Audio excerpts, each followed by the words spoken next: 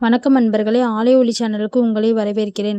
வைகாசி விசாகம் இந்த நல்ல நாளை பற்றி தான் இன்னைக்கு பார்க்க போகிறோம். வைகாசி விசாகம் என்பது தமிழ் மாதமான வைகாசியில் வரும் விசாக நட்சத்திரத்தில் கொண்டாடப்படும் மிக புனிதமான முருகப்பெருமானின் திருவிழா ஆகும்.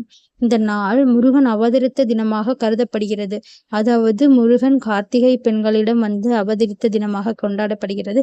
இது ரொம்ப விசேஷமான நாளுங்க. இந்த நாளை நீங்க தெரிஞ்சு வச்சுக்கணும். கண்டிப்பா வைகாசி விசாகத்தை பத்தி இன்னும் மேற்படி பார்ப்போம் வாங்க. வைகாசி விசாகத்துல முருகனின் பிறந்தநாள் என பக்தர்கள் கொண்டாடுகிறார்கள். கோவில்களில் அபிஷேகம், அலங்காரம், ஊர்வலம் நடைபெறுகிறது. பக்தர்கள் பால் குடம், காவடி, விரதம் மேற்கொள்வார்கள். வேல்வேல் முருகன் என்ற பக்தி முழக்கங்கள் எங்கும் ஒலிக்கும். முருகன் கோயில் அனைத்திலும் விசேஷமா இருக்குங்க. எஸ்பெஷலி ஆறுபடை வீடு எல்லாமே விசேஷமா இருக்கும். வைகாசி விசாக நாள் வந்து பங்குனி உத்திரம், தைப்பூசம் மாதிரி வைகாசி மாசம் வர இந்த விசாக நட்சத்திரத்துல வர இந்த நாள்ல முருகனை வழிபடும் போது அவர் நமக்கு எல்லா விதமான சகல சௌபாக்கியங்களையும் தர்றாருங்க. நம்ம வேண்டிக்கிட்டதை நிறைவேற்றுறாரு முருகன். அவரோட கவசமான கந்த சஷ்டி கவசம், சண்முக கவசம் இதை எல்லாத்தையும் படிச்சு அவரை நம்ம வேண்டிக்கிறதுனால நமக்கு எல்லாமே அவர் பரிபூரணமா அருள் புரிகிறாரு.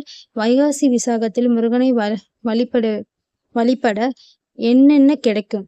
நமக்கு ஆன்மீக நம்பிக்கை என்னன்னா தைரியம், கல்வி வெற்றி, மன அமைதி, குடும்ப நலம், தடைகள் நீக்கம் கிடைக்கும் என்று நம்பப்படுகிறது. ஸோ வைகாசி விசாகத்தன்னைக்கு நம்ம முருகனை கும்புறது மூலயமா இந்த 7 குணங்கள் நமக்கு பரிபூர்ணமாக கிடைக்குது.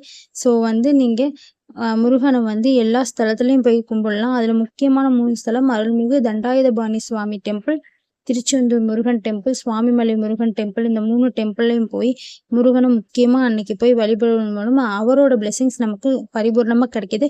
முருகன் அவதரிச்ச தினம்ன்றனால அவர் குழந்தை கடவுள், தமிழ் கடவுள், அழகு கடவுள். அவரை கும்பிட்றதுனால குழந்தை பாக்கியமும் அன்னைக்கு கிடைக்கிது.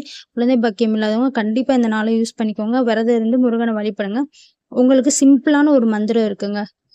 எல்லா விதமான கவசங்கள் படிக்க முடியாதனாலும் சிம்பிளான ஒரு மந்திரம் முருகன் மனமுருகி வேண்டதுக்கு, விசாக நட்சத்திரத்தில் வந்தவனே வேலவா, வினைகள் அகற்றும் முருகா அருள்வாயே, இப்படி நீங்க வேண்டிக்கிட்டாலே முருகன் உங்களுக்கு ஓடோடி வந்துடுவார் உங்க வீட்டுக்கு.